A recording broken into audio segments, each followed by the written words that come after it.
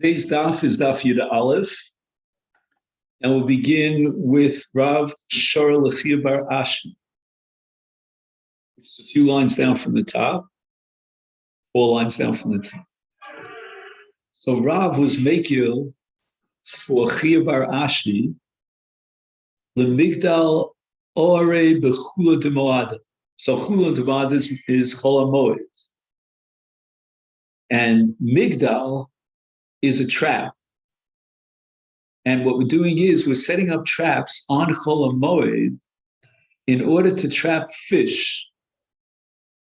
Now, with regard to Chol Moed, the Isa Malacha would entail anything that's not L'tzorach HaMoed. If it's L'tzorach HaMoed, for example, if he's going to eat this fish that he's capturing during Chol Moed on the Moed, meaning anytime during Yontif, then Rav says you're allowed to do this. But there is one condition. Whenever we allow malacha that would be asur on Yontif itself, we're going to allow it on Chol Moed because it's Sarchei HaMoed. We have to add a condition that it's got to be a Masechet and not a Masechet Uman. And apparently, when he's making these fish traps, it means he's not doing what we call professional work that would require a craftsman. And that's what the Gemara explains now. My time of Masechet. This doesn't require the expertise of a professional. Aval Islay, but there are different types of traps that they use for birds, also, my time of Maisa Uman. So whereas these traps for fish are classified as Maisa Hejo, it's like an amateur kind of work. In the case of traps for birds, it requires much more complicated procedure. And it's the work of a professional.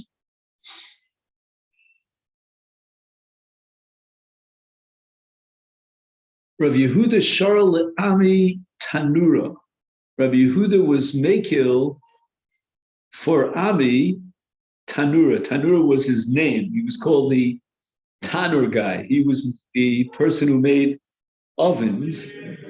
And what did Rav Yehuda allow for him on Chol Moed? The Migdal Tanure, to build an oven on Chol Moed. And the question is, why is this mutter? Apparently, he's going to be able to finish it in such a quick way that he'll be able to actually use the oven to cook or bake during the course of Yontif. So it's Tzarchei HaMoed. Now, the question that the Mishnah Berurah raises here is, why is this mutter? It is a Maisa Uman.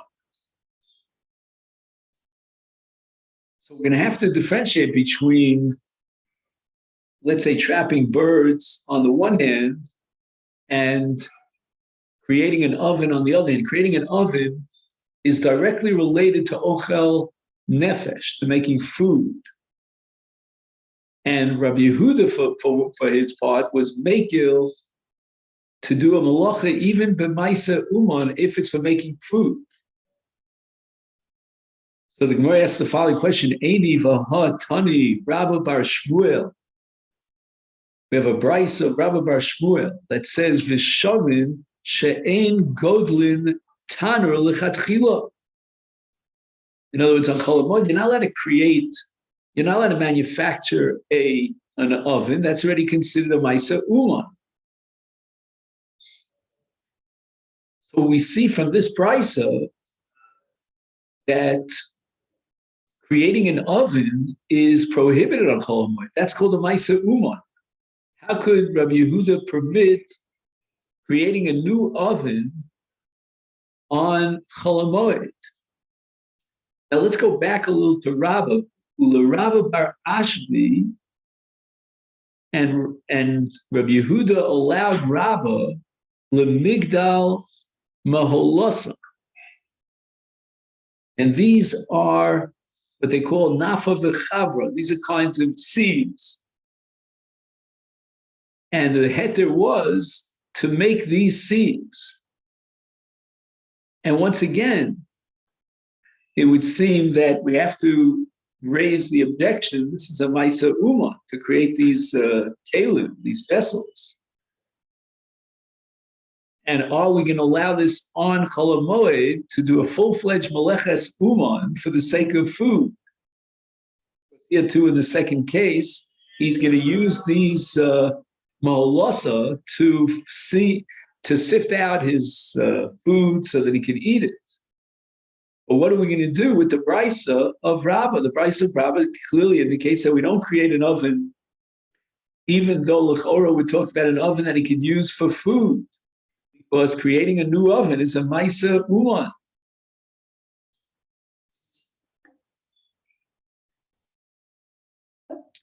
So the Gemara reconciles this by saying, Lo kasha, kan be motza chama, kan be motza shaman.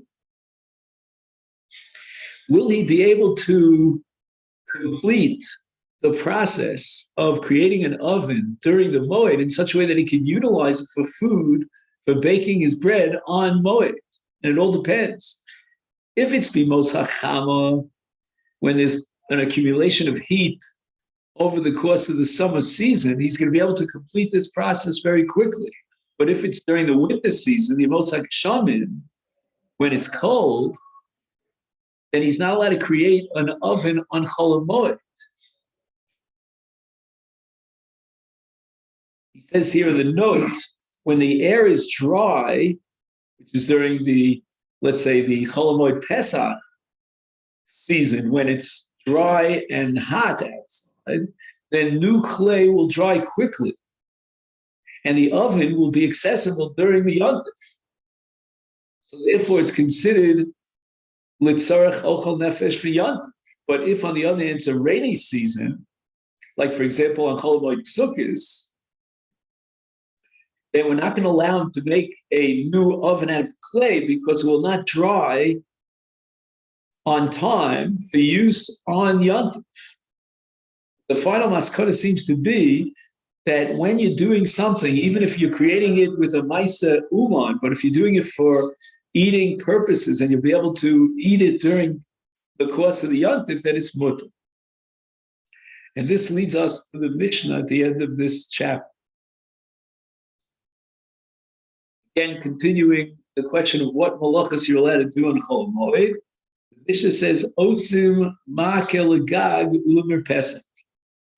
You're allowed to create a fence around a roof or around a porch. However, you're only allowed to do that b'maisa hedja, avalo b'maisa uman. Now, the question is, I don't know how to put up a fence around a roof. Maybe you do. I don't. To me, it takes a, I would have to call a company to do that. This must be a Maisa Uman. And yet the Mishnah says you can do it as a Maisa hedge. The Gemara is going to give two interpretations as to how you could get a Maisa hedge and create a railing for a roof. The Mishnah goes on and says, Shofin es hastokim. Stokim are cracks. And shofin means to take whatever material you need and smear it over the cracks. Like, for example, sid, plaster. And this does not require a Maisa Uman. Anybody can put plaster in cracks and fill up the cracks. Now, where are these cracks? So Rashi offers two possibilities. Either it's in the floor of the oven, or it's in the roof itself. There are cracks in the roof.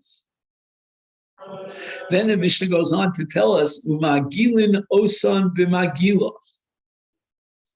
Now, they used to have a magela. There's a Mishnah in Masechet Makos about a magela. It's like this gigantic roller that they used to use to flatten a roof. So if we assume that when he was smearing plaster on the cracks, it was on the roof of his house, then the next part of the Mishnah fits in very well.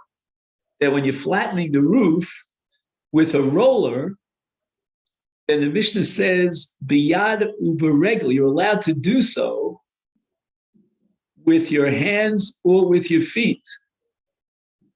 Avalo b'machalat sayim. We don't know what machalat sayim is, but let's just see. Magilin otsan b'magela, flatten them with a roller. So you're allowed to flatten these cracks on your roof after you put the plaster inside with this roller.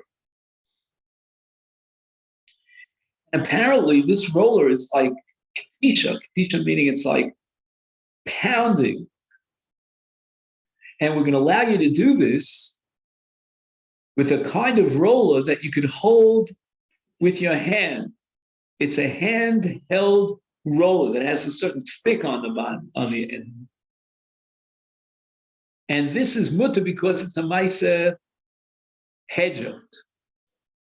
So again, you're going to flatten the roof that has cracks in it after you put the plaster in with a handheld stick or roller. However, not with machalat sayim. He says here in the note that machalat sayim is a wooden foot-shaped block used for pressing and sealing cracks. So this is called a maisa uman. And you require more of a craftsman's work than just simply sealing them with a roller. So that means you're not allowed to seal the cracks in a professional manner. You can do it in an amateur manner. And once again, we have to insist on that condition because we're not dealing with food for Yom Tov. We're dealing with protecting the rains from leaking into your house. I mean, again, that's pretty important, but it's a repair. It's not something for food. The Gemara is going to ask, why did you have to exclude machalat sayim when you said that you need a hand? You already established that it has to be a handheld roller. So we'll see the Gemara soon. Now, we're going to talk about doing malach on Chol Moed for security purposes, to prevent the thieves from breaking into your house. And that's considered in the language of Masechet Moed Katan, davar ha'avut. Imagine what devastation the thieves could wreak havoc in your house. The worst thing about having a burglary, unfortunately we've had it over time, is trying to straighten out your house afterwards. The following are mutter on Chol Moed: Hatzir, Vatzinor, Vakorav, Hamanul, Vamafteach Shenishber. So he has a whole enumerated list of things that are necessary to protect his house, and they broke, and he's got to do repairs on them, and he's allowed to do repairs. So in those days, the door was held down by a pivot. That's the Gemara Masechet Shabbos. And there was a socket that would hold that part of the door. There was a lintel, there was a lock, there was a key. I mean, all the above, if they broke, you're allowed to fix them on Chol Moed. Ubilvad, but only on the condition, shalo yiskaven lasos malachto b'moed. Because if he could have done it on Erev Yom Tov, he had plenty of ample time, then he's required to do it on Erev Yom Tov. He can't postpone it deliberately to do it during Chol Moed. So if he had time to make the repairs before the Yom Tov, he's not allowed to postpone it deliberately until Yom Tov. And finally, the Mishnah concludes with kvashim. Kvashim is pickling. Kol ha-kvashim shu yochel lechel mehem v'moed kovshem. Again, we're talking about perhaps a tolda of meleches mevashel, because the Gemara says in many places that kavush hareu ki mevushal. So we don't do kavush on Yom Tov, but we're allowed to pickle whatever foods we have to pickle on Chol Moed, and you don't have to worry about meleches uman or any of the like. All those distinctions are irrelevant, because we're talking about food itself, preparing food. Now we see the Gemara. Hechi domi maisa hedot. How can you build a railing, a makef, a roof, or a mirpeset, and you're an amateur? I would definitely want to call in a company for that. And the Gemara offers two answers. Rav Yosef am behutza b'dafna b'mastisa tana sar b'tzror v'yeno toch b'tit. So the two ways of creating this makef. One is with palm. You take from a palm tree its branches and you weave them together. And apparently that is an amateur kind of work.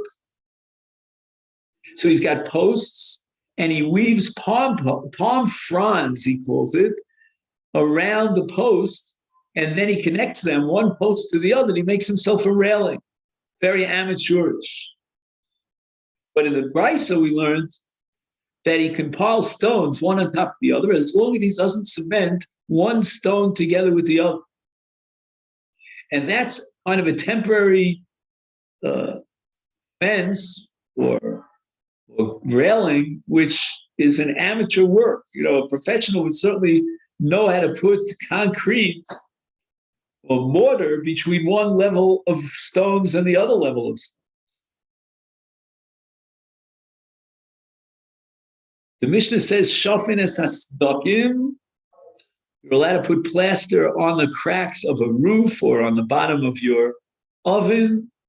Umagilin osan b'magila.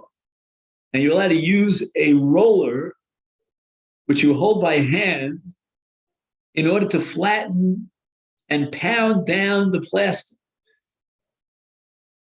So the Gemara asks the following. You just told me that you're allowed to hold on to a roller and roll the plaster in order to pound it down. Then biyada b'regel miboy, did you find any reason to have to add that you do it with your hand and your foot? The Gemara answers, Hachi kamer, this is what the Mishnah has in mind. Shafin es hastokim umagilin also ke'ein magila biyad u'beregel. Because you use some sort of a roller, but it's not a real professional roller. It's a roller that you can hold in your hand or maybe even in your foot. And here the Rishonim have a real headache. The Ritva spends a lot of time to try to figure out why does the Mishnah have to say lo b'machatzalayim when in effect you're not allowed to even use a roller, a classic roller. You're allowed to use some sort of handheld makeshift roller to flatten the roof. So why does he have to tell me that you can't use this Maisa Uman of a Machatzelim? And the Ritva goes into a real dochak here, and he pushes in and he says that Machatzelim is another word for a roller. They're one and the same. Now, for protection purposes, we said that you're allowed to fix a broken key, a broken lock, or a broken door. Hatzir, vatzinor, vakora, vamano, vamavteach, shenishbru, misaknon b'moed. So the Gemara raises a contradiction from a different Mishnah in Masechet Masechet. And the Mishnah records a gzera that was instituted by the Kohen Gadol himself. Uramini, we ask a stira from a Mishnah, Ad Yamav, Hoyapatish Makabi Chalayim. Until the point of this gzera that was instituted by the Kohen Gadol. What was his name? I forgot now. Yochanan. What? It says Yochanan. Oh, Yochanan. Okay, I missed it somewhere, but I'm sure it's there. So Yochanan Kohen Gadol prohibited banging with a hammer in Yerushalayim on Chol Moed. Anything that requires banging with a hammer was prohibited by virtue of this gzera of Yochanan Kohen Gadol. And this is a limitation in the heter of Malach on Chol Moed for the sake of Davar Avot. There were different kinds of cases where in order to prevent yourself from a loss, they would allow you to perform malachas on Chol Moed. But the Torah here was not to use a hammer to bang away at it.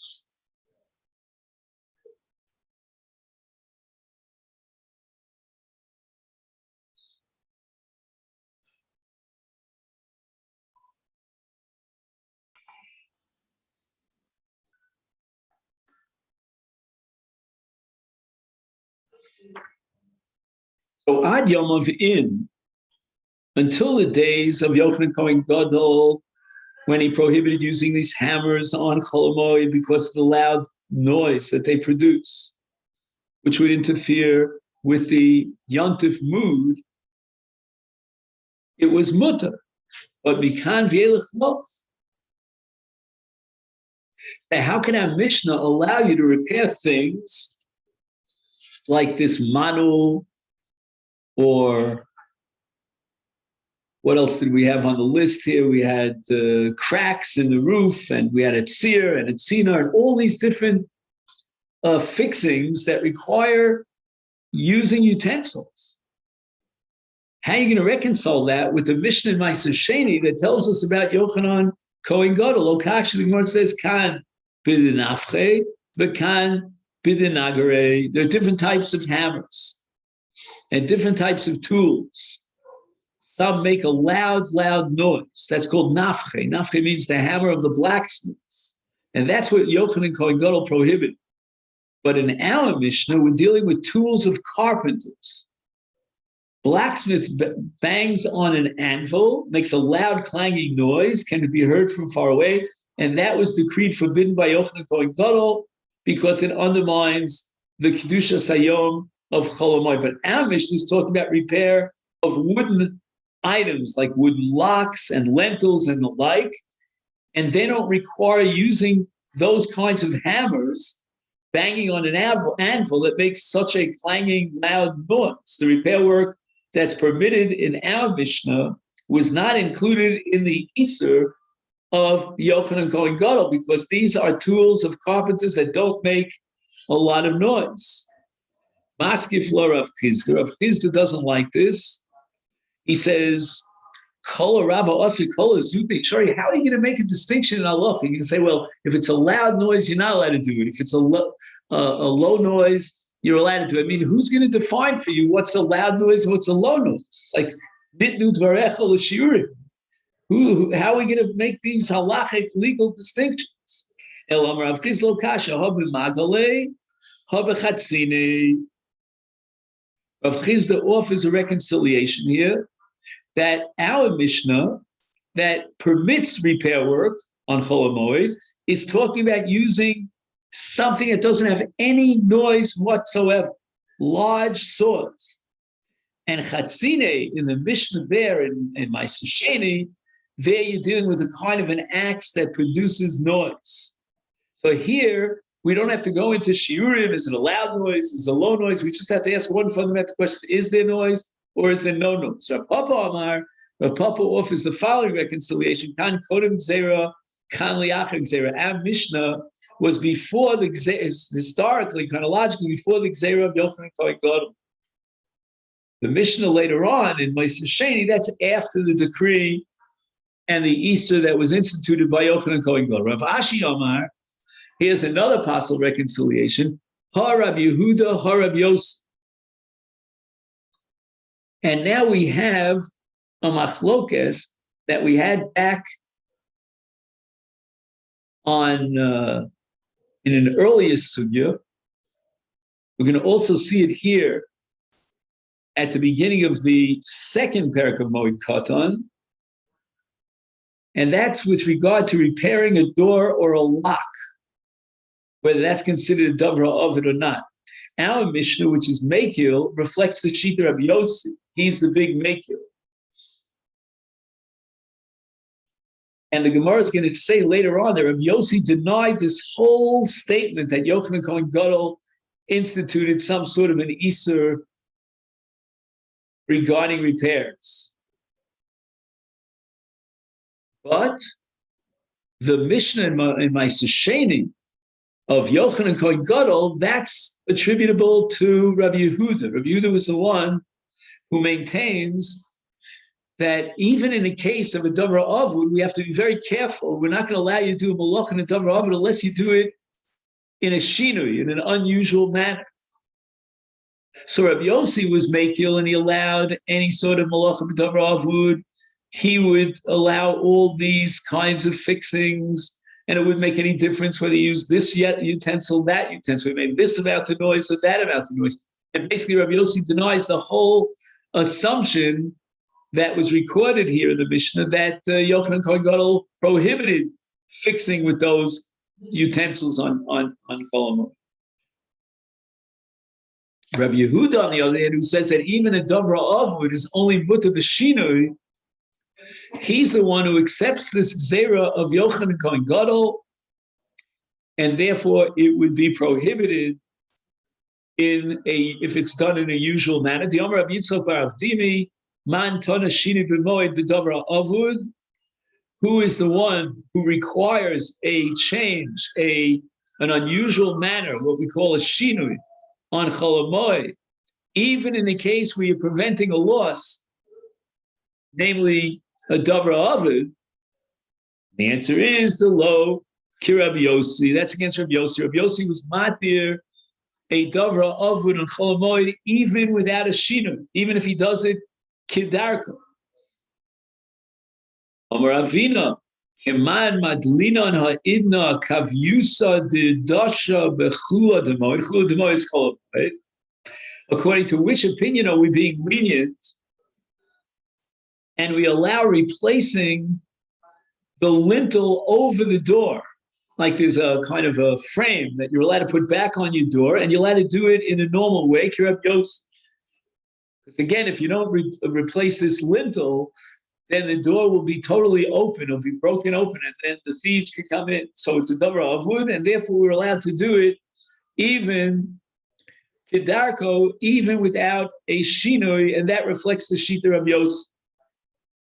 The Mishnah says, Kvashim shu yachal ochlam b'moed kovshim. Whatever you pickle on Chol Hamoed and you can eat it within the context, the framework of Yontif is mutar.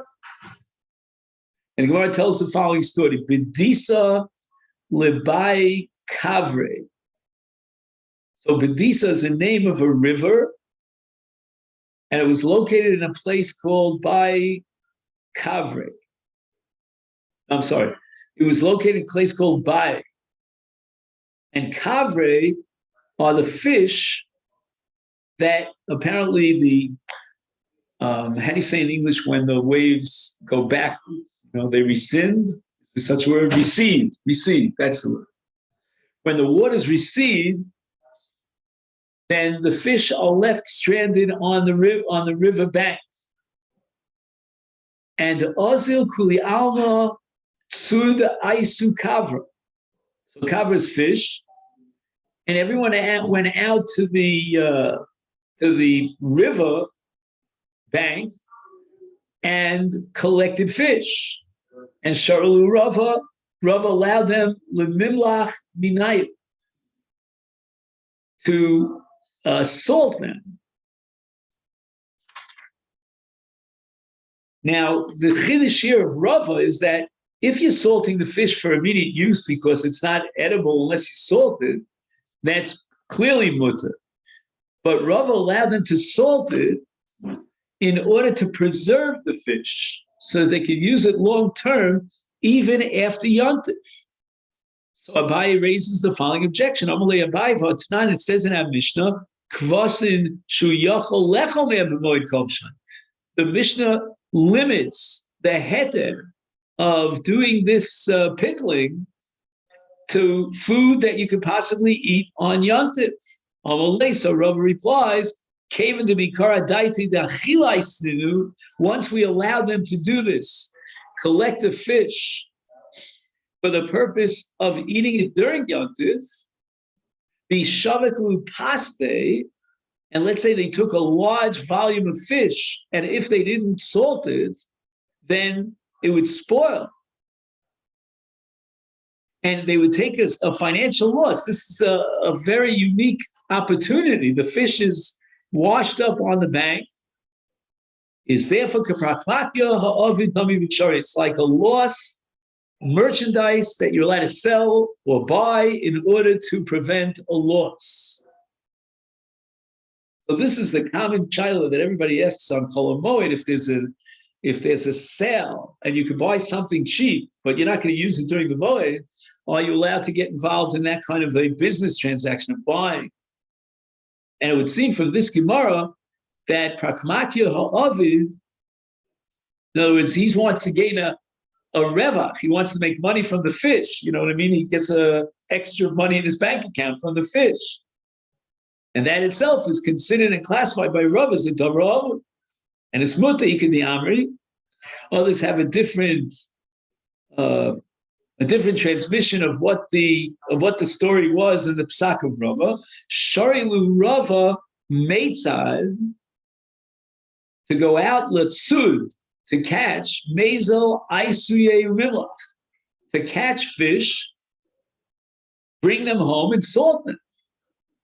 Only Abai again,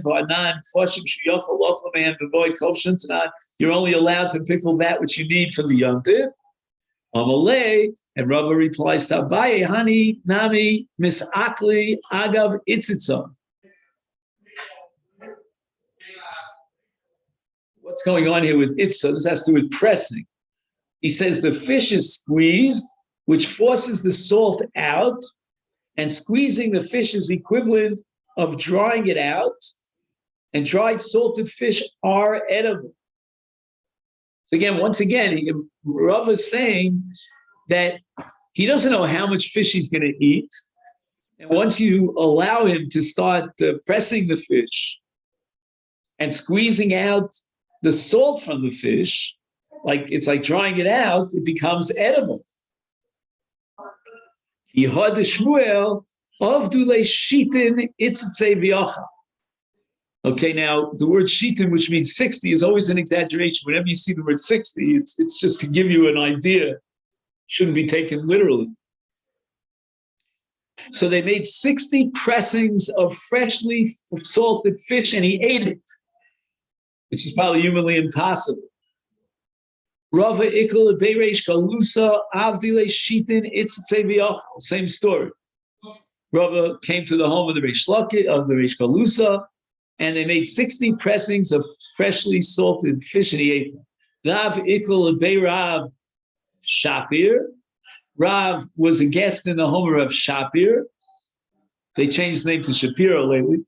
But I see Lekamayu Ahu Kavra. They brought fish in front of him. They served him fish.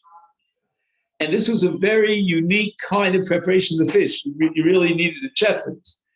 Tilsa Bishula, Tilsa Milcha, Tilsa Tavia. So 1/3 of the fish was boiled, 1/3 of the fish was salted, and 1/3 of the fish was broiled on a fire. And they allowed the 1/3 of the fish to be salted because later on, when they pressed it and they squeezed out the salt, it became edible. Omar Rav, Omerli Ada Tsaida, a fisherman by the name of Ada told me, Havra fish, Samach lemische, when it's about to putrefy, Miley, that's the best time to eat it. He writes here, it's better to eat fish just before it spoils than to eat it as soon as it is caught. The Omar Rav, Omali Ada Tsaida. What else did I learn from this fisherman Ada? Kavra Tavia Bachur. The best way to eat fish is first to broil it. And now the fish is in the water, and the water is salted. So the salt of the water is called brother. Achua, ach, milochan ach. So broil it with salt. And then asuke bavur. The father for both salt and fish is the water itself. So you should place it in water. Cold water immediately after broiling. The fish is dipped in cold water to cool the fish and sweeten it. So you have a whole recipe here about how to eat fish, how to prepare and eat fish. Michle bebre, and eat it with its son. Son is something that comes as a product. So we're talking about the broth from the fish that oozes from the fish while it's broiling. So eat it with the broth, and ishte ale avur, and drink it afterwards with drink afterwards its father, meaning water. You should have water to drink because I guess it's so salty that you need to sweeten it with water. Omar Ra, Omali Ada Tsaidi. Again, I learned from this Ada the fisherman. Avra fish. Tachle v'chalav. Litom gufa. Velo litom puria.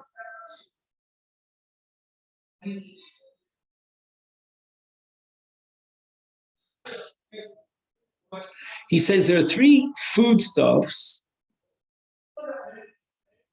that apparently are very heavy on the stomach. And therefore, immediately after you eat them, don't fall asleep, but burn the calories by getting active. Liton gufa.